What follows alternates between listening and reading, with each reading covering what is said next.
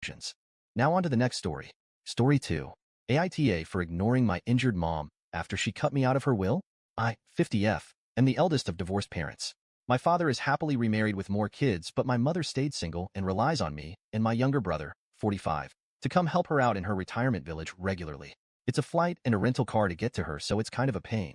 What makes it worse is that my younger brother, who is single with no kids, will never go down when she needs something, only when it aligns with his schedule. So he'll go down during his summer vacation and then help with things like moving furniture or taking her car in to be serviced. However, if it's an emergency of any kind, it's all on me. I'm married with kids in school and a decent career and a side gig, but all hell breaks loose if I don't go. Passive-aggressive texts, relatives pestering, etc. When I ask if anyone else could step in, the answer is always, but you're the one she wants. How big a deal can this be? This woman is the most accident and illness-prone human you'll meet. And it's all for real. In the last few years, it's been a head-on car collision, cancer twice, another car accident, T-boned, and pneumonia. She wasn't like this growing up, just since retiring. So even staying the least amount of days, to the point of having to go back once when the caregiver I found flaked. I've burned through PTO, cashed in savings, left the kids to have milestones without me. And usually when I'm with her, she talks on and on about my golden brother. See how he hung that new picture when he was here? He's so handy.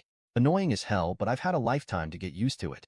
Some months ago, I found out by accident that except for some small amounts for my kids, she's leaving everything to my brother. It will be a decent amount, $250,000. I was so perplexed and admittedly hurt. She refused to talk to me about it, hung up on me and ignored texts, so I was stuck trying to figure out what I did to make her decide to do this. Eventually, one of her siblings told me that it was to ensure my brother can retire comfortably. He's always worked low-wage jobs. However, he has few expenses because he lives completely free with a wealthy relative who has a large home that he will also be inheriting. Recently, she had another accident and called me to help. I got the call from the hospital and then her rehab center because even though my brother is her medical POA, I'm always the name and number she gives out.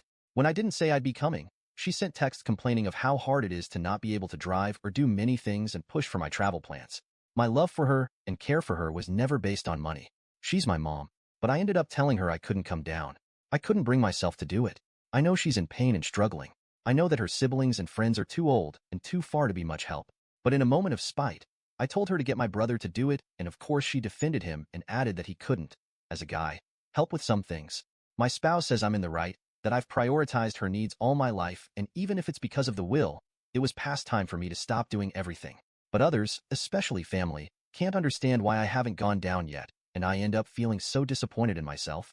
Mom sends me, woe is me texts about how she will manage without me even though everything's a struggle. The injuries are legitimately difficult.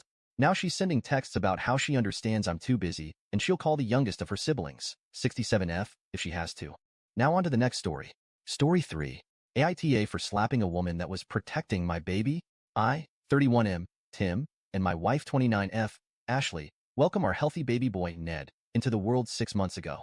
Her brother, Mike, is a 24M with special needs. He has had many medical issues since birth and is different than most people. However, he is the kindest and most fun person to be around, especially when he is talking about sports. When Ned was born, Mike was very hesitant in holding him, but was very curious about him. This last month, Mike actually wanted to hold Ned. My wife and I were thrilled. We do have rules in place for him holding Ned, but Mike likes the rules. Mike needs to be sitting down and my wife, Mike's parents, or I need to be around. This is mainly in case Ned gets fussy, we can take him from Mike, so he doesn't get overwhelmed.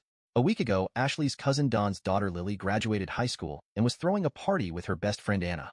We know both of the girls and wanted to go celebrate with them. Mike wanted to come, but his parents didn't, which was totally fine, and we brought him. Ashley was on an outdoor patio couch talking with Don while I had Ned. I was talking to a coworker that happened to be a friend of Anna's family. Mike came up and asked to hold Ned, which we went over to Ashley and he sat down. I gave Ned to Mike and asked Ashley if she needed a water since I was going to grab a beer from our cooler. I went to get the drink and was talking with my coworker when a woman, Karen, started screeching saying, "He shouldn't be touching that baby." We live in a place heavily influenced by certain religions, and she was saying how someone like Mike shouldn't be holding babies. She was screaming that Mike would drop Ned and hurt him, and how is everyone just ignoring it? Ashley asked the woman to stop yelling and stood up standing in the view of the Karen for Mike. She was telling Mike he was fun, but the woman kept screaming that he was going to hurt Ned. This got Mike flustered, in turn made Ned start to cry. Ashley took Ned from Mike, who instantly was covering his ears. I started heading towards them when Ashley was asking the woman to stop and leave them alone. Karen responded with, "How could a mother let an abomination from God hold onto an innocent baby? He's going to hurt the baby now and in the future." As she is yelling, she was getting closer to my wife and pointing at Mike over and over. Before I reached her, my wife turned and slapped the woman across the face. Karen stopped yelling for a moment, and I came up and took Ned from Ashley. Some man came over and grabbed the Karen who was freaking out that Ashley had hit her. Ashley told Karen if she keeps yelling that she would give her a black eye to go with the handprint on her face. Don was able to help get the Karen away from us. Ashley had to lift Mike off of the couch and guide him to the car so we could leave. I grabbed Ned's stuff and went to the car where Mike was crying and apologizing for hurting Ned. Ashley was crying and telling him he did nothing wrong. I drove to my in-laws and told them everything. Mike was able to get into a therapist the next day and has been going every day. In the middle of the week, my wife went to talk with Lily, and Anna happened to be there as well. Ashley felt bad that their party got ruined, and Anna was apologizing that her aunt did that. Ashley had gotten the girls' massage certificates to apologize and help them celebrate going into college. Anna tried not to take it, but my wife insisted. It wasn't Anna's fault that the adult Karen acted the way she did. Currently, Mike is still going to therapy, but the therapist said an event like this can take some time. He will come around Ned and is happy to see him, but won't ask to hold him. If you ask Mike to hold Ned, he will quickly say no and leave the room. Taking some commenters' advice, we are going to try just hanging out with Mike on a blanket on the floor with Ned to see if it helps him be more comfortable. Karen has found Ashley on social media and has messaged her along with some friends and family. From what I gathered, she is only telling people she was protecting the baby and my wife hit her for no reason. She has threatened to sue, but as of today hasn't done anything. I work with a lawyer who has put me in touch with one that is willing to represent my wife if it ever comes to that. Fingers crossed that Mike will be comfortable to soon hold his nephew. We will also try to update if things change. My wife vented to one of her friends and her mommy, and me class that ended up telling everyone what happened. All of the moms say my wife went too far when striking the woman. That has made my wife wonder if her protective instincts were too much. She was worried for her child and brother's safety and didn't want to give Karen the chance to get physical. I hope this makes more sense for people, and thank you for all the loving comments so far. Now on to the next story. Story 4. AITA for leaving my sister's wedding early after her maid of honor humiliated me in her speech. I 27F was a bridesmaid at my older sister's wedding last week. The wedding was beautiful, and everything seemed perfect until the reception. During the reception, the maid of honor, who has been my sister's best friend since childhood, gave her speech. It was emotional and all, but then she made a joke about how I was the family screw-up who finally managed to do something right by not messing up my bridesmaid duties. Everyone laughed, but I didn't find it funny. For context, I've had a rough few years. I struggled with my mental health and dropped out of college for a while. I've since gotten my life back on track, but it's still a sensitive topic for me. Hearing that joke in front of all our family and friends wasn't funny at all. My sister's best friend and I never really got along, but still I never expected something like this from her. Especially the day wasn't about me at all, then why bring me up in the speech?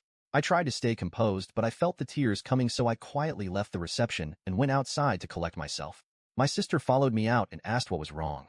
When I told her, she said it was just a joke and she meant nothing bad. I tried to go back inside, but I just couldn't, and I ended up leaving the wedding early. My parents understand why I was upset, but my sister is angry with me.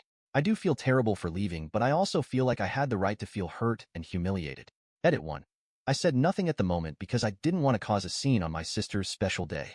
And I can't reason with her right now because she will just ask me if I haven't been taking my meds lately. That's what she does when she's angry with me, so I'm giving her some time to maybe realize how her best friend's joke was out of line. Edit 2. Someone asked me if my sister's best friend and I argued before / did I give her a reason to do this. My sister's best friend and I never went past high. She told me before, few years ago, that she, in general, doesn't feel comfortable around someone struggling mentally because in her head God only knows what they're capable of. Since she said this / to this day, I just try to avoid her. Update. My dad called to check up on me and see if my sister and I had talked things out. When I told him no, he said it's better if we talk about it now and assured me that I have nothing to apologize for. If my sister thinks she has nothing to apologize for, then the least she can do is make her best friend apologize or fully realize that the joke was out of line.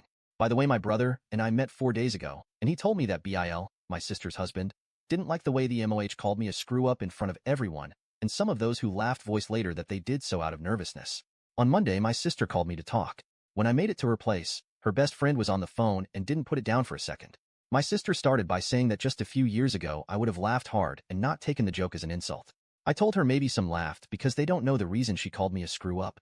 For context, when I was 16 something happened, and that's why I struggled mentally really badly between 16 to 18. When I was 17 I was diagnosed with PTSD and later with depression and anxiety. Since then I don't like it when someone touches my head, especially my hair and the back of my head / neck.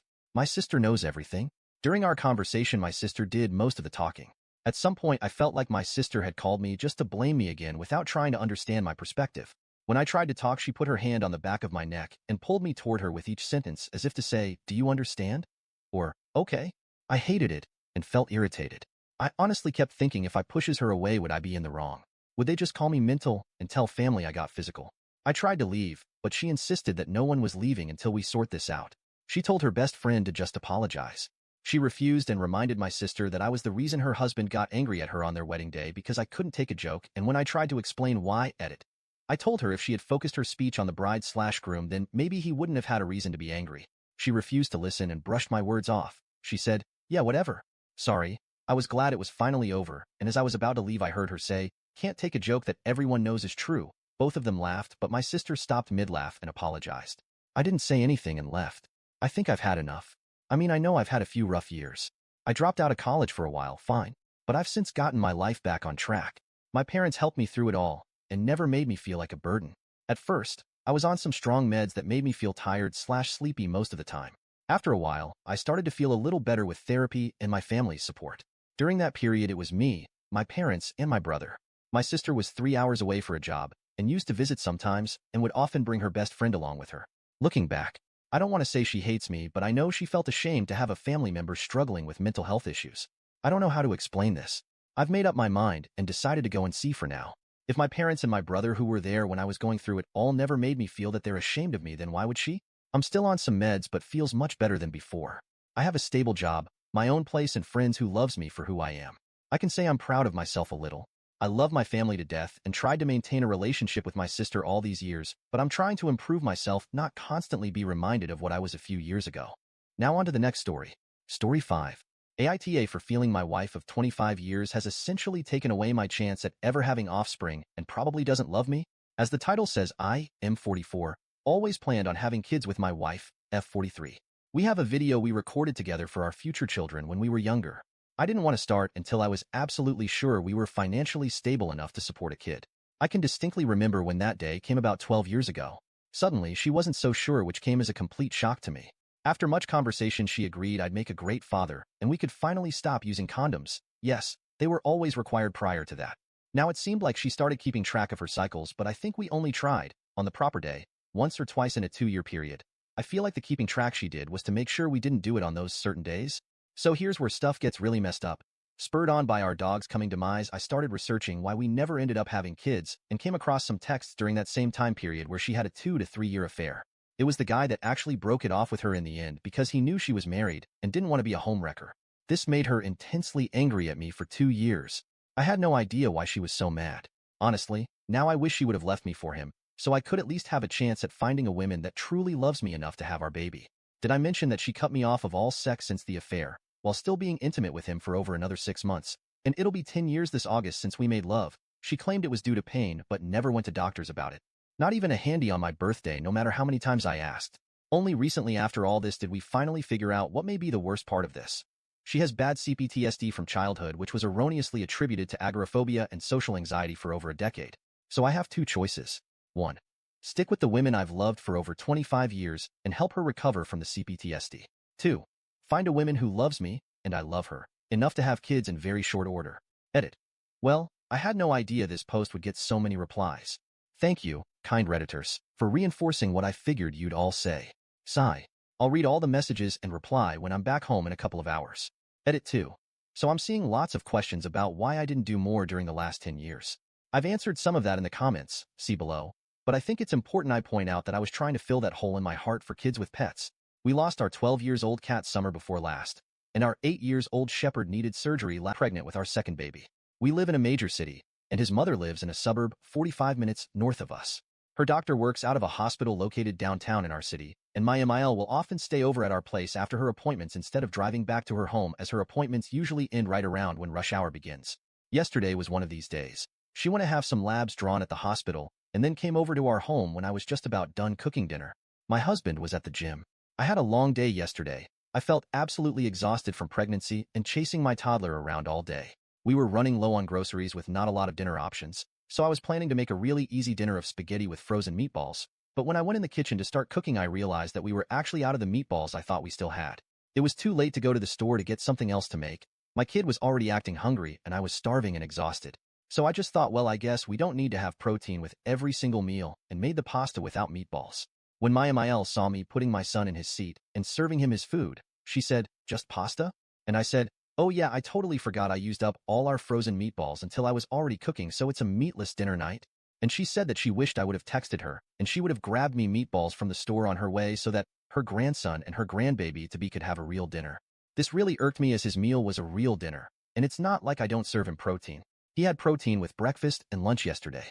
I also don't like how she referred to her grandbaby-to-be getting a real meal as I'm pregnant, and so it's obviously me who has to eat in order to nourish the baby. It's me that's not getting a real meal, according to her logic. It made me feel like she sees me as some kind of vessel and really made me mad. I told her that maybe she's uneducated with how much protein humans actually need, and there's nothing wrong with our dinner. She immediately got very upset that I called her uneducated when she's raised 3 boys and she knows what growing boys need to eat, and told me I should try and plan harder next time. This last comment sent me over the edge, and I yelled at her to get out of my house if she's just going to shit all over my mothering abilities, and that she needs to stop using our place as a home base in the city when she has her appointments if she's going to make comments like that. She left in a huff, screaming about how she couldn't believe I was kicking her out over some constructive criticism before she even got to spend time with her grandson. I told her I'm not looking for any type of criticism from her. She called my husband and said I went on a hormone-induced rage, and kicked her out because I couldn't deal with being called out on not serving my son a proper dinner, and said she wants to keep coming over after her appointments. My husband wants both of us to apologize to each other to make peace. But I told him I'm not some elementary schooler who's going to be forced to apologize when I didn't do anything wrong just to make the issue go away. Now he's mad at me too, and I'm wondering if I actually didn't do anything wrong.